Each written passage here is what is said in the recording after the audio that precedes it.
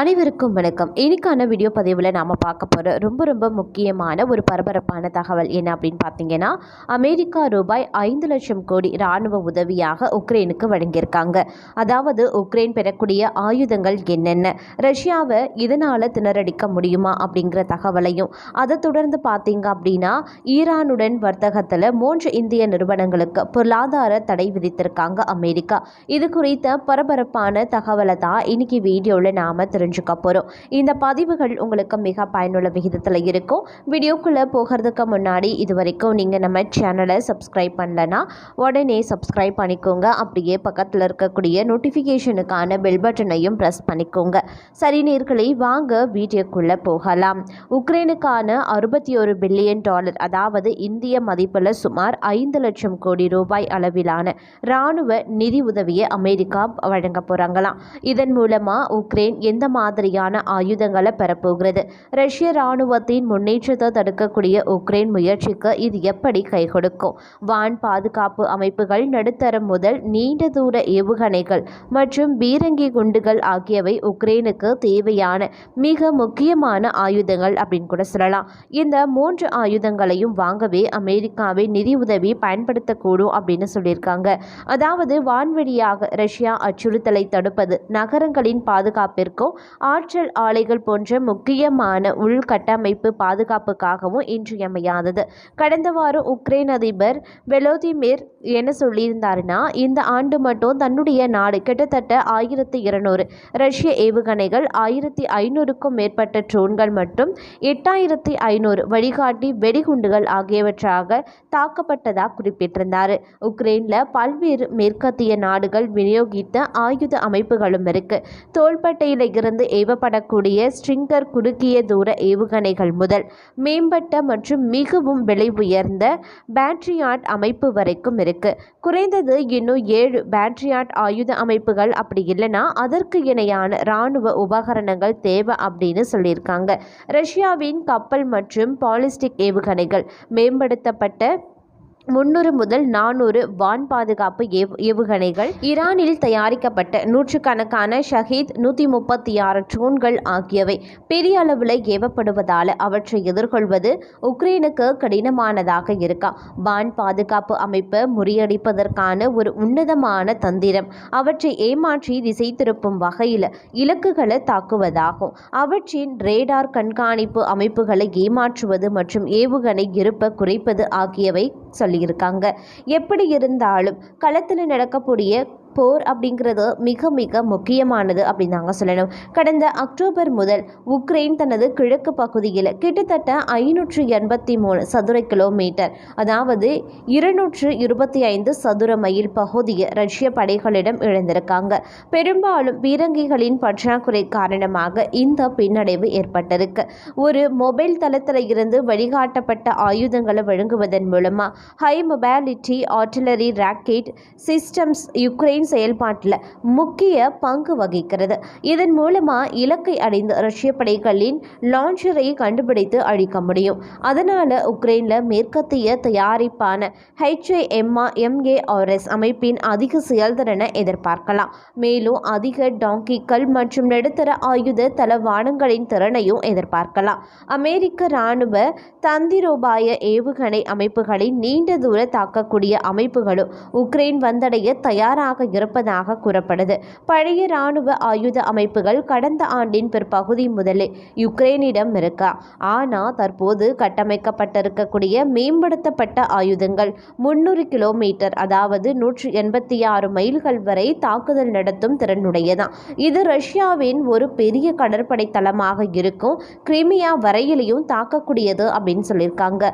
மேலும் 2 ஆயுதங்கள் முக்கியத்துவம் வாய்ந்தவை. ஒன்று M777 ஹெவிட்ஜ்கள் 155 மில்லிமீட்டர் பீரங்கி குண்டுகளை தொடர்ந்து உட்செலுத்த வேணும். பிப்ரவரி 2022 முதல் அமெரிக்கா இது போன்ற 20 லட்சத்திற்கும் அதிகமான குண்டுகளை உக்ரைனுக்கு அனுப்பியிருக்காங்க. மேலும் இந்த சமீபத்திய இராணுவ உதவி தொகுப்பில் இன்னும் பல எண்ணற்ற குண்டுகள் அனுப்பப்படுமா.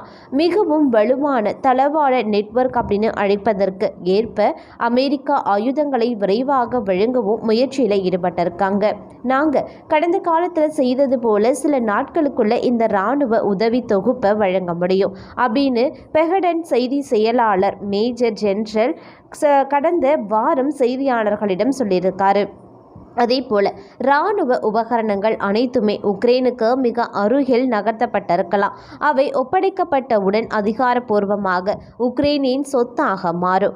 ஆனால் ரஷ்ய படைகள் கிழக்கில் தங்களுடைய தாக்குதலை தொடர்வதால் முன்னணி இராணுவ படைகளுக்கு தேவையான பீரங்கி உபகரணங்கள் வந்தடைய பல நாட்கள், அப்படி இல்லைனா வாரங்கள் கூட ஆகலாம். இந்த போர் விமானங்கள் தற்போதைய இராணுவ உதவி தொகுப்பில் கிடையாது. இருந்தாலும் முந்தைய இராணுவ தொகுப்பில் இருந்து அவை விரைவில் சேவைக்கு வரப்போகிறது. உக்ரைனிய விமானிகள் மற்றும் பணியாளர்கள் தற்போது ருமேனியாவில் F-16 ஜெட் விமானங்களை இயக்கும் பயிற்சியை தொடர்கிறாங்க. இந்த விமானங்கள் பல்வேறு செயல்பாட்டை மேற்கொள்ளக்கூடியது. வலுவான வான்வெளி தாக்குதல், வானிலிருந்து தரை இலக்குகளை தாக்கும் திறன் ஆகியவற்றை கொண்டிருக்கு.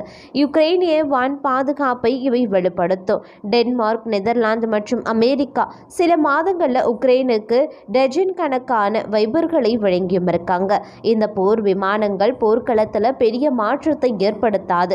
ஆனால் உக்ரைனிய தலைநகரான கீவுக்கு மற்றொரு குறிப்பிடத்தக்க பாதுகாப்பு அம்சமாக இருக்கும். F-16 ரக போர் விமானங்களால் போர்க்களத்தில் எந்த ஒரு மாற்றத்தை ஏற்படுத்த முடியாது. அவற்றை ரஷ்ய படைகள் சுட்டு வீழ்த்தும் அப்படின்னு ரஷ்யாவும் சொல்லியிருக்காங்க.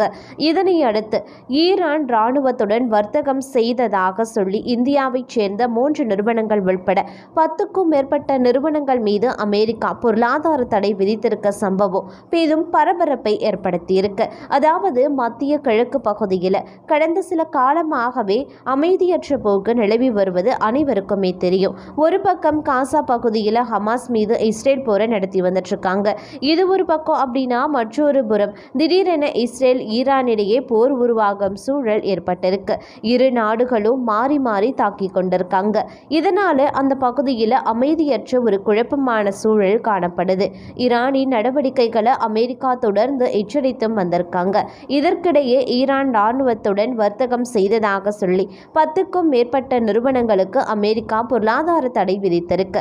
இதுல 3 இந்திய நிறுவனங்களும் அடக்கும். மேலும் ஈரான் இராணுவத்துடன் வர்த்தகம் செய்ததாக சொல்லி சில தனிநபர்கள் மற்றும் கப்பல்கள் மீதும் கூட அமெரிக்கா பொருளாதார தடை விதித்திருக்காங்க.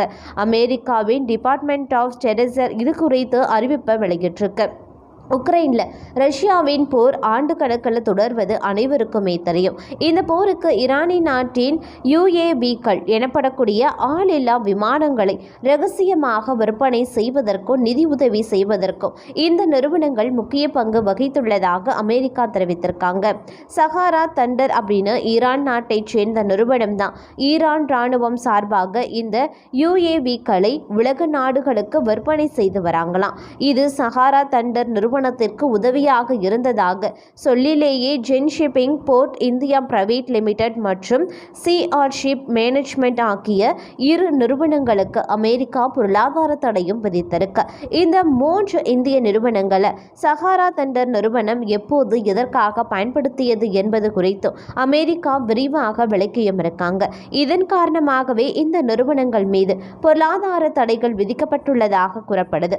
இது தொடர்பாக அமெரிக்க கருவூல துறை துணை செயலாளர் என்ன சொல்லியிருக்காரு அப்படின்னா, ஈரானின் பாதுகாப்பு அமைச்சகம் தொடர்ச்சியாக அந்த பிராந்தியத்திலையும் ஒட்டுமொத்த உலகையும் ஆபத்தில் தள்ளும் நடவடிக்கையில் ஈடுபட்டு வராங்க. உக்ரைன் ரஷ்யாவின் போருக்கு ஆதரவு அளிப்பது, இஸ்ரேல் மீதான தாக்குதல் மற்றும் பயங்கரவாதிகளுக்கு ஆயுதங்களை தருவது அப்படின்னு மோசமான செயல்களில் ஈடுபட்டும் வருகிறது. பிரிட்டிஷ் மற்றும் கனடா நாடுகளுடன் இணைந்து நாங்கள் ஈரானின் பதற்றத்தை ஏற்படுத்தும் நடவடிக்கைகளை தடுக்க அனைத்து விதமான நடவடிக்கைகளையும் எடுப்போம் அப்படின்னு அவர் தெரிவித்திருக்காரு. உக்ரைன் மீதான ரஷ்யாவின் இராணுவ நடவடிக்கை கடந்த 2022 முதல் தொடர்ந்து வந்துட்டுருக்கு. இதில் தொடக்கத்தில் ரஷ்யா வெல்வது போல தெரிஞ்சிருக்கு.